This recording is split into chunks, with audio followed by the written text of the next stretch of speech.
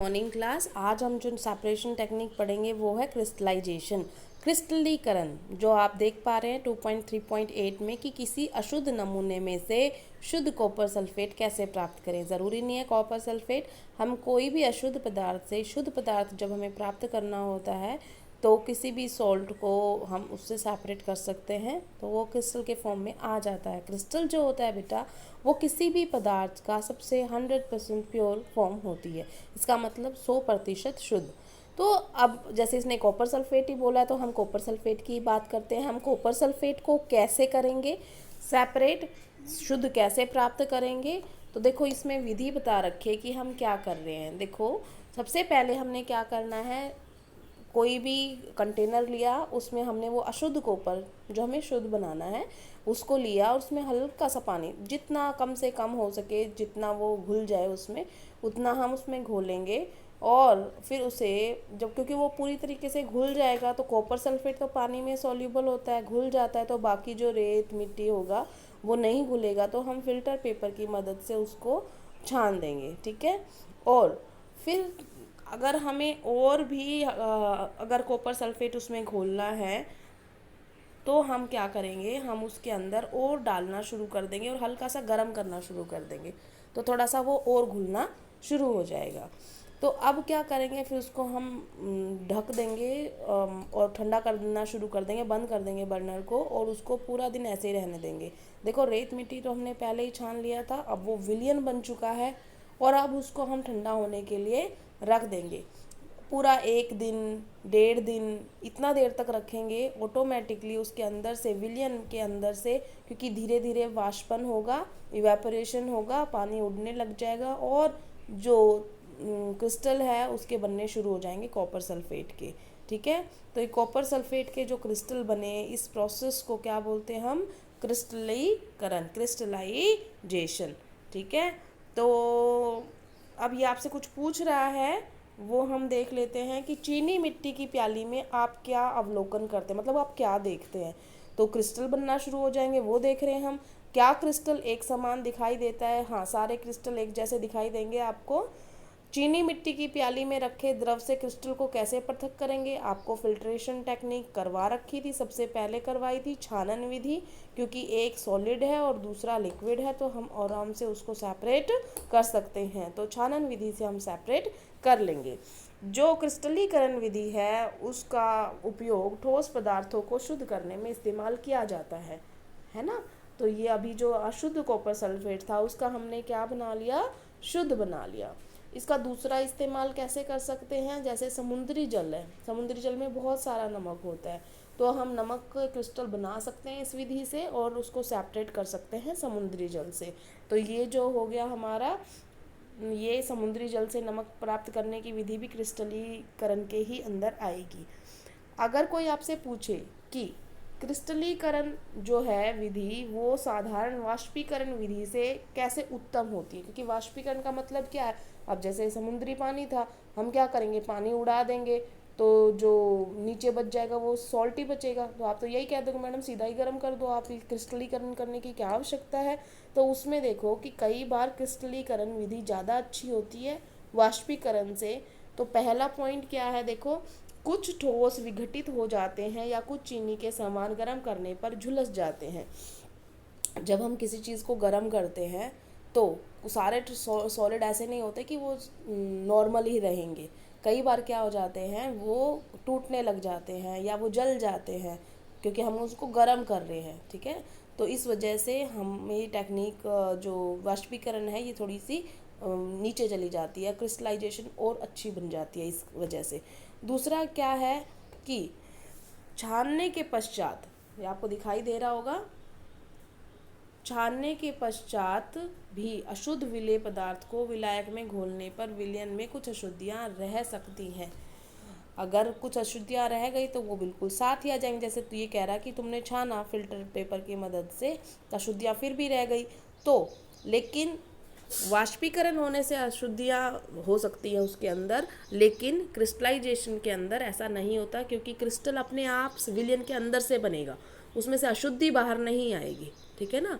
तो इसके क्या क्या अनुप्रयोग है वो हम देखेंगे। सबसे पहले समुद्री जल को नमक शुद्ध जो किया जाता है, वहाँ से मिला जाता है, वो इसी का एक उपयोग है। अशुद्ध नमूने से फिटकरी को पृथक करने में, तो ये अशुद्ध नमूना था, उसमें से उस फिटकरी का था, वो फिटकरी उसका मेन जो प्योर पार्ट था वो हमने सेपरेट कर लिया क्रिस्टलाइजेशन विधि से। तो ये सब विधियाँ जो थी वो आज कंप्लीट हो गई हैं बेटा। अब हमारे पास जो आते हैं हम क्वेश्चन आ गए हैं, तो चैप्टर के क्वेश्चन पढ़ लेते हैं हम। तो सबसे पहले तो हम बात कर रहे थे क्वेश्चंस की। तो पहला क्वेश्चन जो है वो है पेट्रोल और मिट्टी का तेल जो कि आपस में घुलनशील है। देखो पेट्रोल भी लिक्विड होता है, द्रव होता है, मिट्टी का तेल जो होता है वो भी लिक्विड होता है। इसका मतलब दो लिक्विड और जो आपस में घुलनशील है, ठीक है। तो हम घुलनशील द्रवों के लिए कौन सा इस्तेमाल करते थे? आसवन विधि, डिस्टिलेशन, ठीक है। उसके बाद वो क्या कह रहा है कि पेट्रोल तथा मिट्टी के तेल के क्वथनाकों में 25 डिग्री सेल्सियस से अधिक का अंतर है। देखो ये बात जो है ये आपको ज़्यादा ध्यान रखनी है कि उनके अंदर 25 डिग्री से ज़्यादा का अंतर है। अब ज़्यादा का होता है तो हम सरल आसवन करते हैं, अगर इसने कम लिखा होता तो हम प्रभाजी आसवन करते। इसका मतलब अगर 25 डिग्री सेल्सियस से कम होता है, लेस होता है 25 डिग्री सेल्सियस से दोनों का डिफरेंस, तो हम कौन सा करते हैं? Fractional distillation. और 25 डिग्री सेल्सियस से ज़्यादा होता है तो हम कौन सा करते हैं? Simple distillation. तो हम इस पहले क्वेश्चन का आंसर क्या आएगा? कौन सी विधि इस्तेमाल करेंगे हम? सिंपल डिस्टिलेशन, सरल आसवन विधि। सेकंड क्वेश्चन है बेटा पृथक करने की सामान्य विधियों के नाम दे। दही से मक्खन, सेंट्रीफ्यूगेशन है ना, सेंट्रीफ्यूगेशन किया था जिसको हम बोलते हैं अपकेंद्रण विधि। कौन सी? अपकेंद्रण विधि। तो दही से मक्खन हमने कौन से किया? अपकेंद्रण विधि से।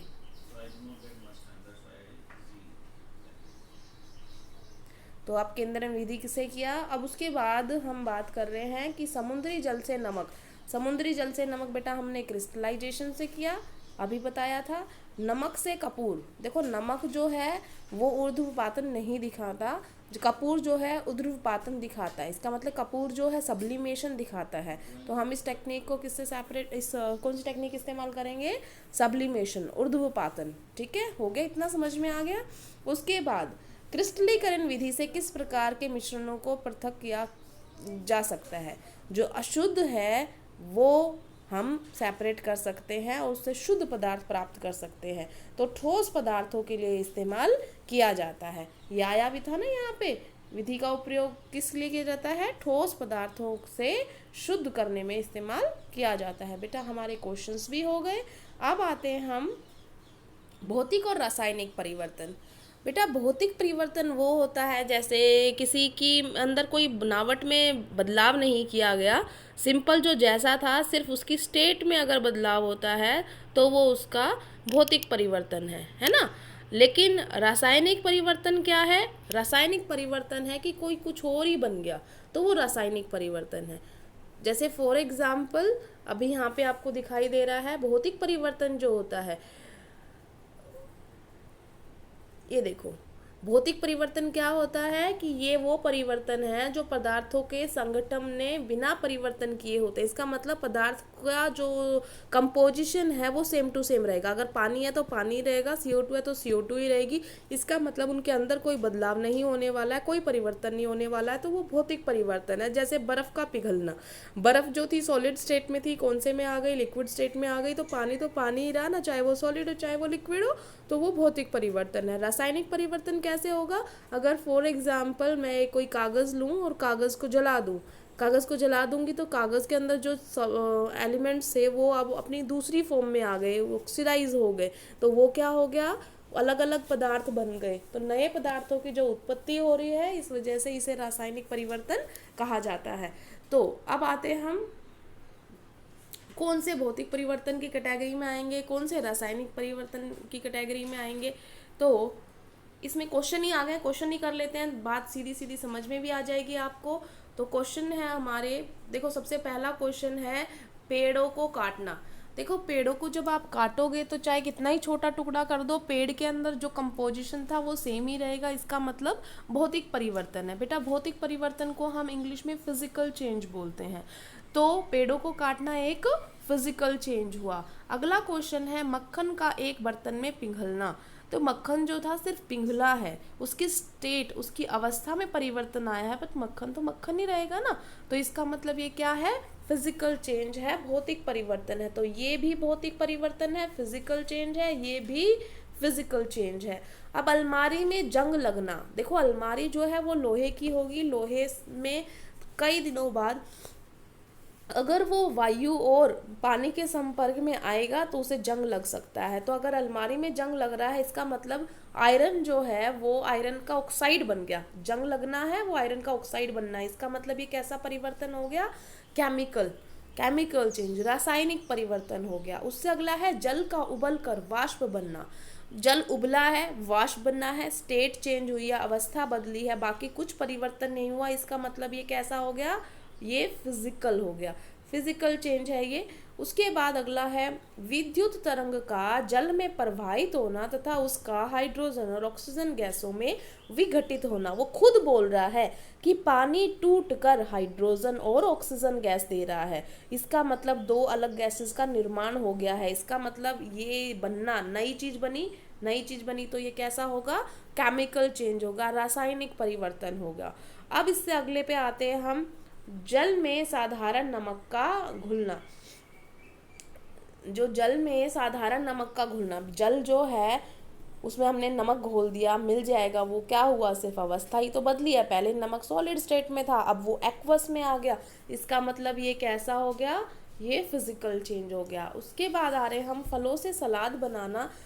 तो फलों से सलाद बनाना, देखो फल जो है वो आपने काट दिए, सैलेड बन जाएगा उससे, तो ये कैसा आ जाएगा, ये फिजिकल चेंज आ जाएगा। उससे अगला पूछा उसने लकड़ी और कागज़ का जलाना। जब हम लकड़ी को जलाएंगे तो कुछ अलग पदार्थों का निर्माण होगा, CO2 गैस बनेगी। कागज़ को जलाएंगे भी तो भी ऐसा ही होगा, CO2 गैस का निर्माण होगा। इसका मतलब ये कैसा है, ये केमिकल चेंज है। इसका मतलब फिजिकल चेंज क्या होता है, जिसमें कुछ परिवर्तन ना हो, सिर्फ अवस्थाओं में परिवर्तन हो, उसके अंदर कोई प्रॉब्लम ना हो, उसके संगठन में कोई प्रॉब्लम ना हो, उसके कंपोजिशन में कोई अंतर ना आए।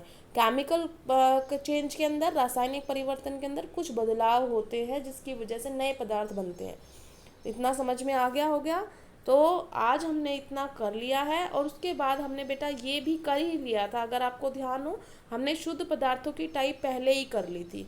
शुद्ध पदार्थों की दो टाइप बताई थी आपको, एक तत्व और दूसरा यौगिक। तत्व के बारे में पहले ही बता दिया था, तत्व जो होते हैं वो ऐसे होते हैं जिनके अंदर एक ही प्रकार के परमाणु होते हैं, और उसमें भी मैंने आपको बता दिया था कि उसमें कौन कौन से होते हैं, धातु, अधातु और उपधातु। कराया था ये आपको, metal, non metal and metalloid. धातु एक ऐसी होती हैं, ये भी गुण होते हैं, धातु चमकीली होती है, उसके जैसे चमक होती है, जैसे चांदी होती है वो सफ़ेद चमकती है, सोना जो होता है पीले रंग का चमकता है, और उनके अंदर से विद्युत और ऊष्मा का संचालन हो सकता है। तन्य का मतलब होता है बेटा डक्टाइल, उनको खींच के हम तार बना सकते हैं। आघातवर्ध्य का मतलब होता है जब हम उनको पीटते हैं तो वो चादर का रूप ले लेती हैं। तो जो ये गुण हैं ये मेटल के हैं, ये मैंने आपको पहले ही करा दिए थे।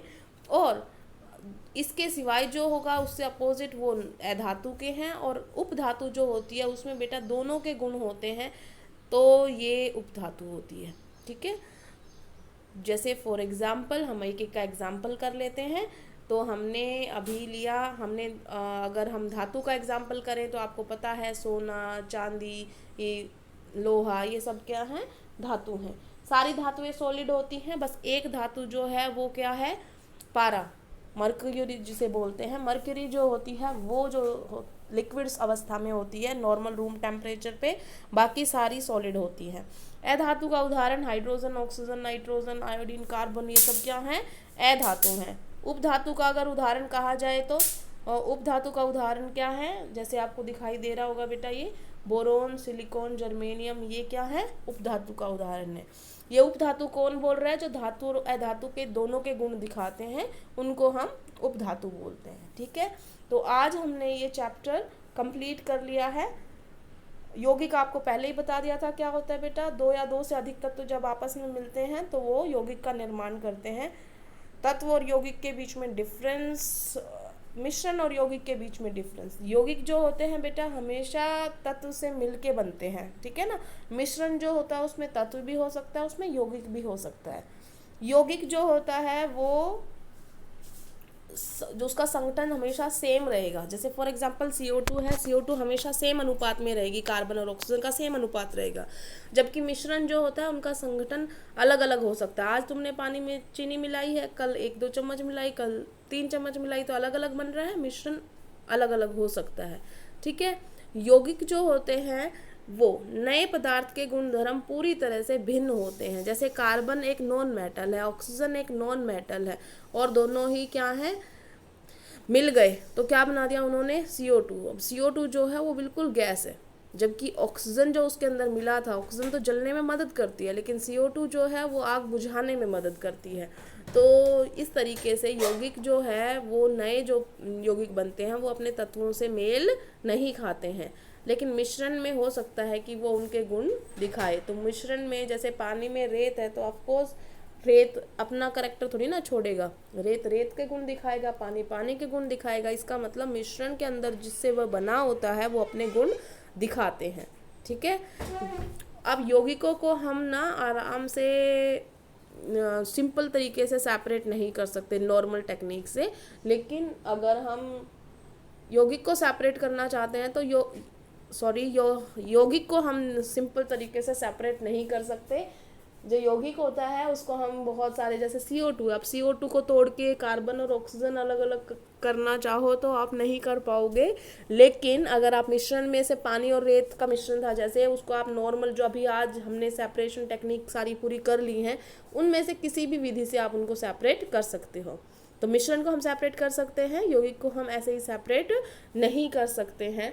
तो बेटा ये देखो, ये हमने पहले ही दिन ही कर लिया था, सबसे पहले शुरुआत किया था तब, और ये चैप्टर कंप्लीट हो गया। ये किसी को याद नहीं हो तो दोबारा से करा देती हूँ। पदार्थ के रासायनिक वर्गीकरण के हिसाब से पदार्थ जो है वो 2 प्रकार पे गया, एक शुद्ध और एक मिश्रण। शुद्ध में फिर तत्व और यौगिक। तत्व जो होते हैं उसमें एक ही प्रकार के परमाणु होते हैं और उनको और ज़्यादा तोड़ा नहीं जा सकता। यौगिक जो होते हैं वो 2 या 2 से ज़्यादा तत्वों के मिलने से बनते हैं। मिश्रण जो है एक समांगी हो सकता है, एक विषमांगी। समांगी का मतलब है समान संगठन, यूनिफॉर्म कंपोजिशन, और विषमांगी का मतलब है असमान संगठन।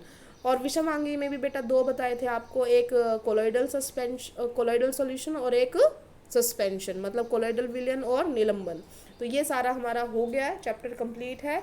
कल से हम इस चैप्टर के टेक्स्ट क्वेश्चन करना शुरू करेंगे। Thank you class.